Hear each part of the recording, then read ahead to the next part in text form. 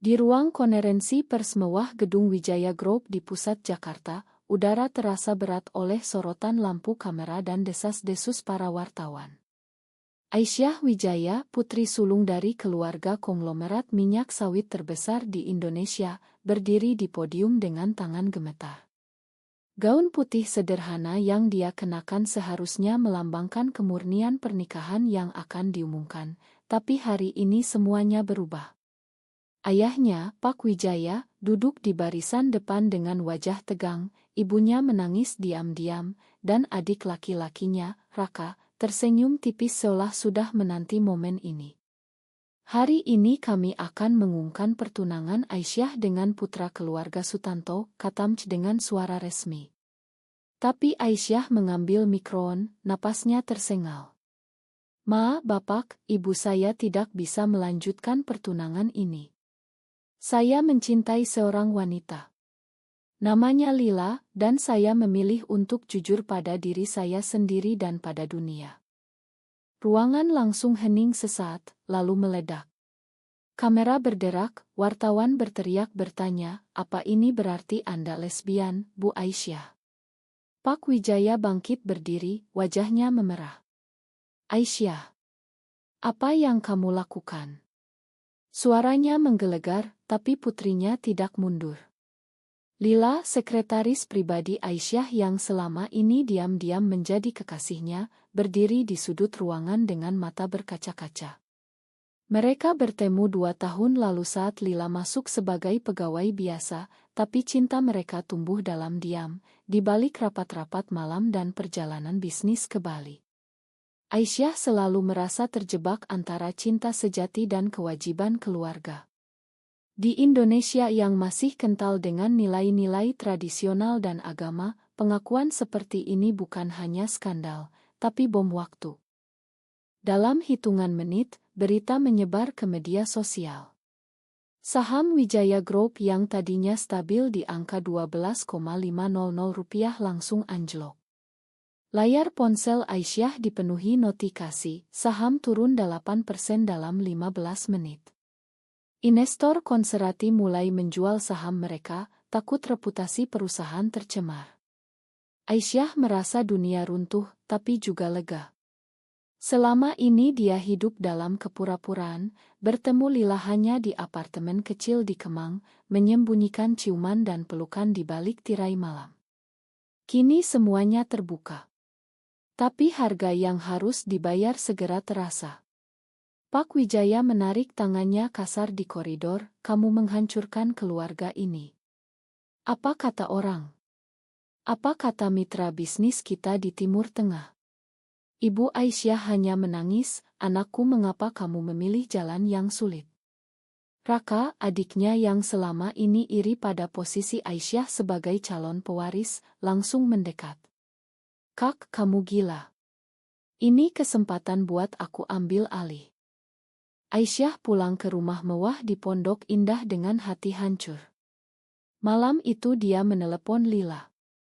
Makan aku, sayang. Aku tidak bisa diam lagi. Keluarga kita mereka tidak akan menerima kita. Lila di ujung telepon menangis pelan, aku takut, Syah. Tapi aku bangga padamu.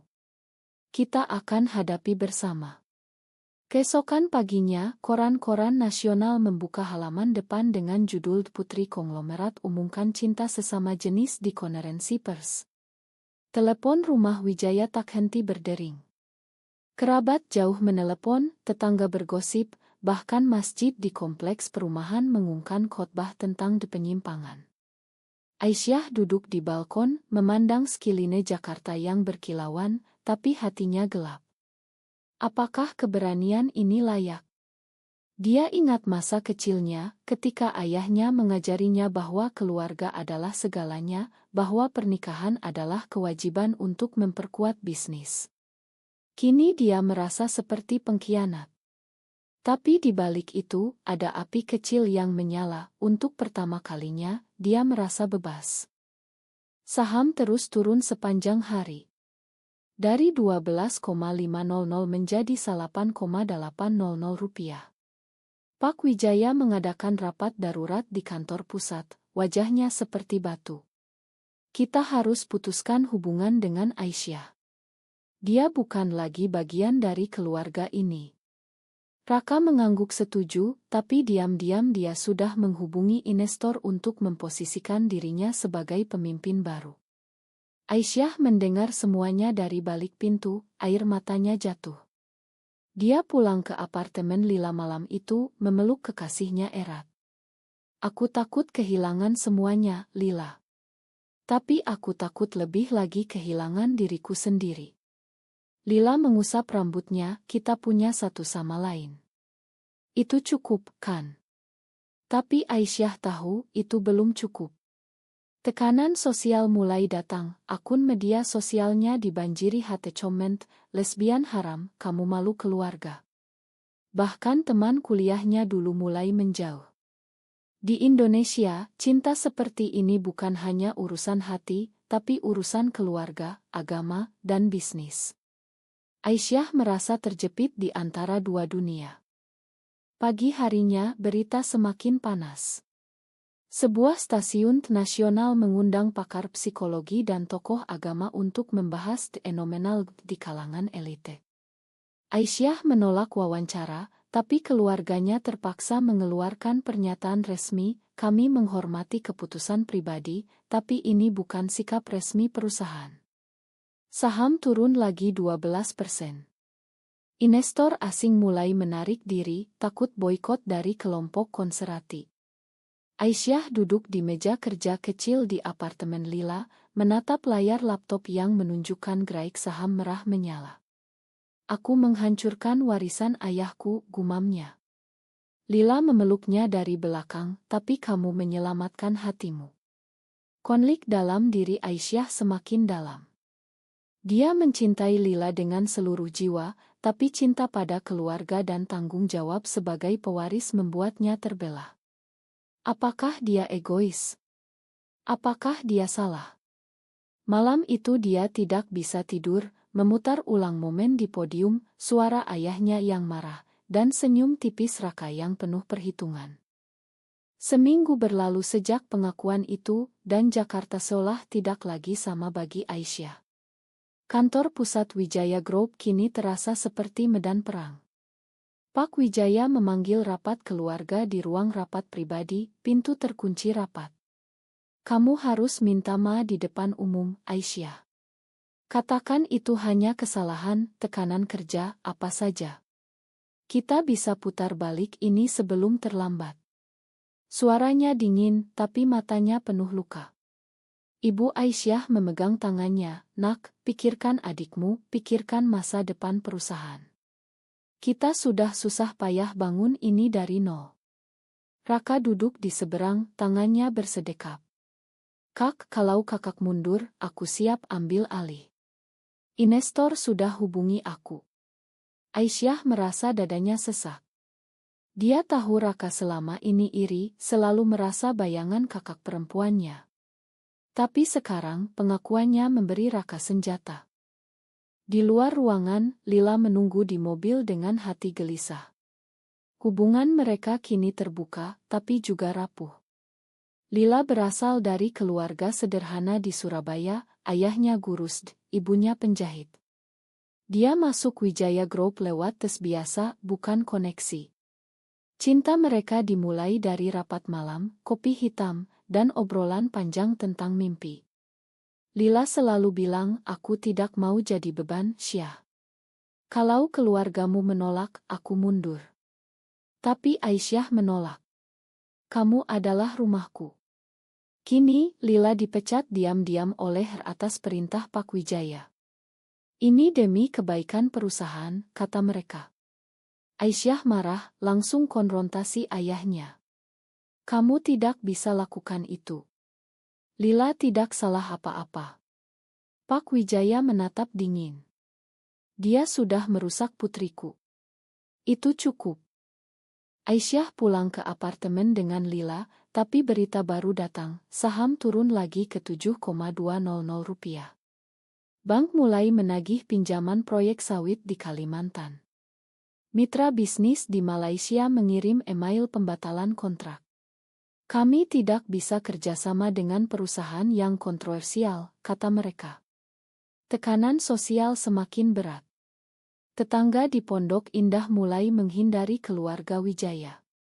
Di media sosial, tagar boykot Wijaya Group trending. Aisyah merasa dunia menutup pintu. Malam itu, dia dan Lila duduk di lantai apartemen, memeluk lutut. Apakah aku salah, Lila? Aku mencintaimu, tapi aku juga mencintai keluargaku. Lila menjawab pelan, cinta tidak salah, Syah. Tapi pilihan selalu ada harganya. Aisyah menangis, mengingat masa kecil di mana ayahnya mengajaknya ke kebun sawit, mengajarinya bahwa bisnis adalah darah daging keluarga. Kini darah itu terasa tercemar. Raka mulai bergerak. Dia mengadakan pertemuan rahasia dengan investor, menjanjikan kepemimpinan stabil dan tradisional. Beberapa direktur mulai berpihak padanya. Aisyah tahu dari sumber dalam, adiknya sedang mengkhianati. Dia memanfaatkan skandalku untuk naik, katanya pada Lila. Konflik batin Aisyah semakin dalam. Dia ingin bertahan, tapi setiap keputusan terasa seperti pengkhianatan. Pagi berikutnya, dia menerima telepon dari ibunya. Nak, pulanglah. Ayah sakit karena stres ini. Aisyah pergi ke rumah, tapi di sana Pak Wijaya hanya diam, menatap foto keluarga lama. Kamu sudah pilih jalanmu. Sekarang tanggung jawabmu sendiri.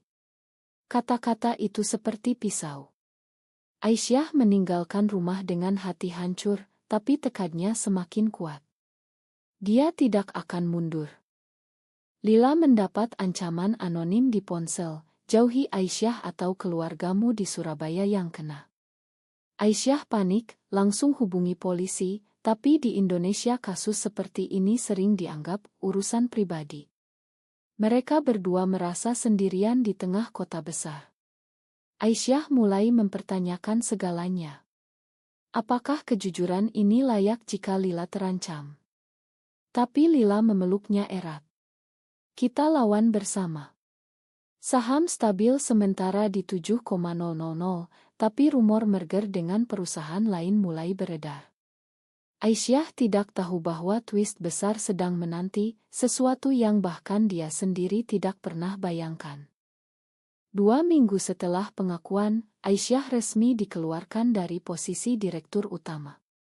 Surat keputusan ditandatangani Raka sebagai acting CEO. Kantornya dikunci, barang pribadinya dikirim ke apartemen. Aisyah duduk di kai kecil di Senopati, memandang lalu lintas Jakarta yang padat, hatinya kosong. Aku kehilangan segalanya, Lila. Bisnis yang ayah bangun dari nol, nama keluarga, bahkan teman-teman. Lila memegang tangannya di bawah meja. Kamu masih punya aku. Dan mungkin masih ada jalan. Mereka berdua tahu masyarakat Indonesia sulit menerima. Berita di televisi terus membahas, tokoh agama mengecam, tapi ada juga suara kecil dari komunitas yang mendukung diam-diam. Aisyah menerima pesan pribadi dari anak muda yang bilang, terima kasih, Kak. Kamu beri kami harapan. Itu sedikit menghibur, tapi tidak cukup mengatasi luka. Di rumah Wijaya, Pak Wijaya jatuh sakit. Dokter bilang stres dan tekanan darah tinggi. Ibu Aisyah menelepon setiap malam, memohon putrinya pulang. Ayah bertanya tentangmu terus. Aisyah pergi berkunjung, tapi suasana dingin. Raka sudah mengambil alih rapat, tersenyum lebar di depan kamera. Kami fokus pada nilai-nilai keluarga dan stabilitas, katanya dalam wawancara. Aisyah tahu itu kode untuk kami tolak skandal ini. Konfrontasi terjadi di ruang tamu. Kamu pengkhianat, Raka, kata Aisyah pelan. Adiknya tertawa.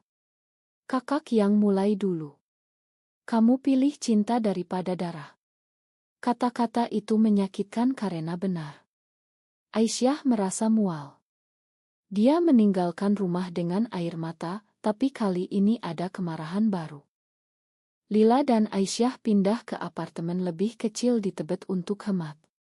Uang Aisyah dari tabungan pribadi mulai menipis. Dia mencoba melamar kerja di perusahaan lain, tapi nama Wijaya membuat pintu tertutup. "Ma, Bu, kami tidak mau kontroversi," kata Har, tekanan batin semakin berat. Aisyah sering terbangun malam, memimpikan ayahnya yang dulu bangga padanya. "Apakah aku monster?" tanyanya pada cermin. Lila selalu ada, memasak nasi goreng sederhana, mendengarkan. "Kamu bukan monster.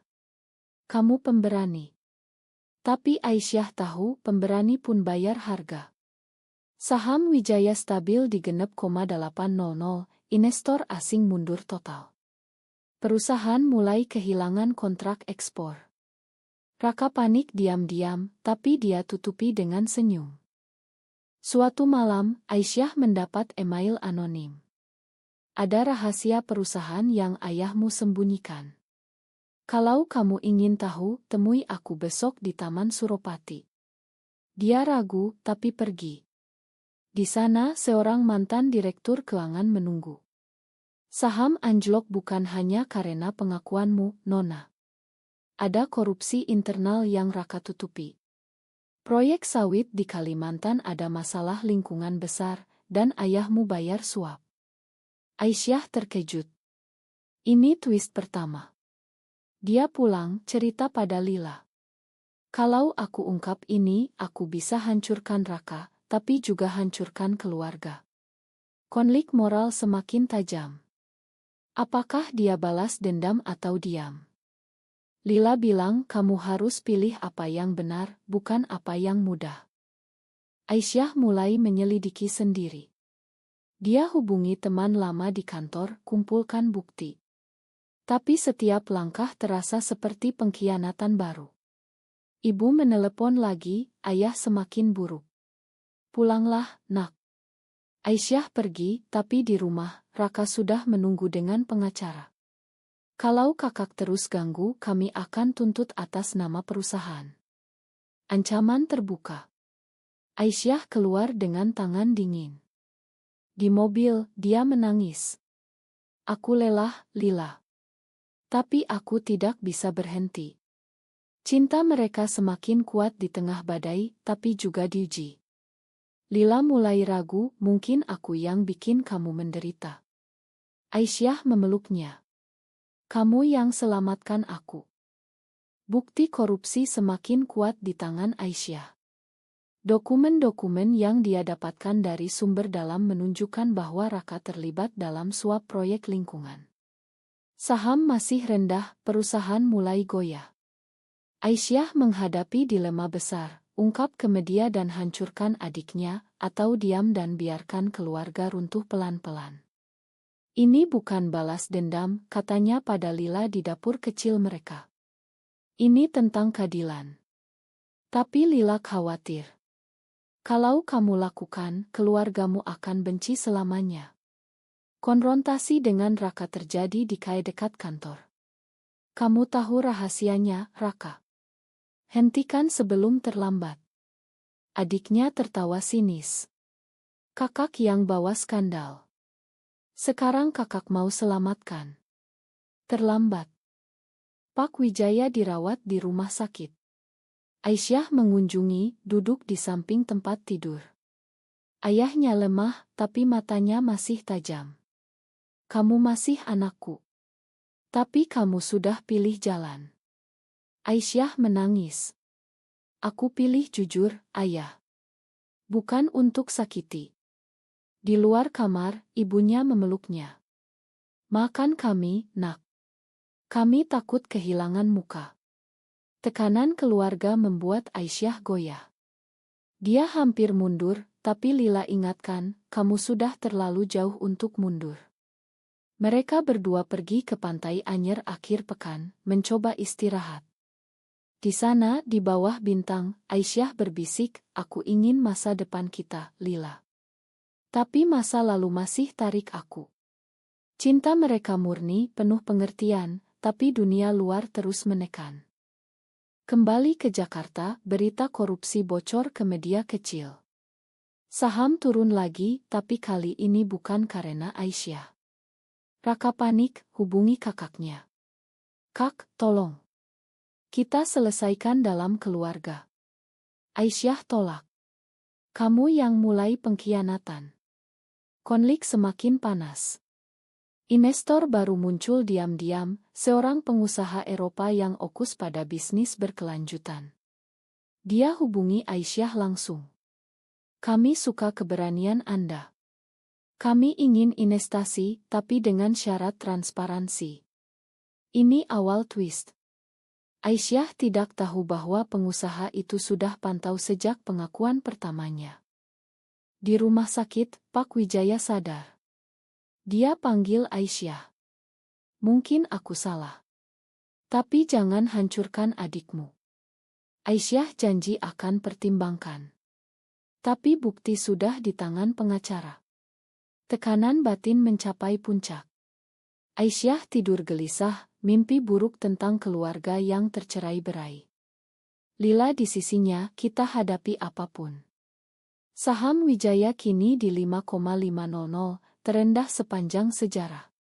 Perusahaan hampir bangkrut. Tapi Aisyah mulai lihat cahaya kecil, dukungan dari komunitas internasional mulai masuk. Aisyah memutuskan ungkap bukti korupsi secara anonim ke OJ. Berita meledak pagi berikutnya. Skandal suap di Wijaya Group terungkap. Raka langsung ditahan untuk pemeriksaan. Pak Wijaya shock di rumah sakit. Kamu lakukan ini pada saudaramu. Aisyah jawab tegas, ini untuk selamatkan perusahaan, ayah. Bukan hancurkan. Keluarga terpecah. Ibu menangis, tapi mulai paham. Raka marah besar, tapi bukti terlalu kuat. Saham turun sementara lagi, tapi investor Eropa itu masuk. Kami investasi 500 miliar rupiah, karena isi baru yang Anda bawa, kata mereka pada Aisyah. Aisyah diangkat kembali sebagai konsultan khusus. Lila direkrut ulang dengan posisi lebih tinggi. Tapi luka masih dalam. Aisyah kunjungi Raka di kantor pengacara. Makan aku, tapi kamu salah. Adiknya diam, tapi matanya penuh dendam. Konflik moral Aisyah, apakah pengkhianatan keluarga bisa dimakan? Dia dan Lila pindah ke rumah kecil di Bogor, jauh dari sorotan. Di sana mereka bangun rutinitas baru, cinta mereka semakin matang. Kamu ajar aku jadi lebih kuat, kata Lila. Aisyah tersenyum. Kamu ajar aku jadi diri sendiri. Pak Wijaya pulih pelan. Dia panggil Aisyah. Aku bangga meski sulit. Kata-kata itu seperti obat. Tapi masyarakat masih bagi dua. Beberapa dukung, banyak yang cemooh. Aisyah hadapi wawancara pertama, saya tidak minta maaf atas cinta saya. Tapi saya minta maaf atas luka yang saya timbulkan. Jawaban itu viral. Saham mulai stabil, lalu naik pelan. Alasan tak terduga mulai terungkap, investor Eropa ternyata bagian dari konsorsium global yang fokus environment, sosial, governance. Pengakuan Aisyah dianggap sebagai langkah maju, menarik dana hijau besar. Perusahaan dapat kontrak baru untuk sawit berkelanjutan. Saham naik ke 8,000 rupiah dalam 2 hari. Aisyah terkejut. Ini karena aku. Lila peluk dia. Karena keberanianmu.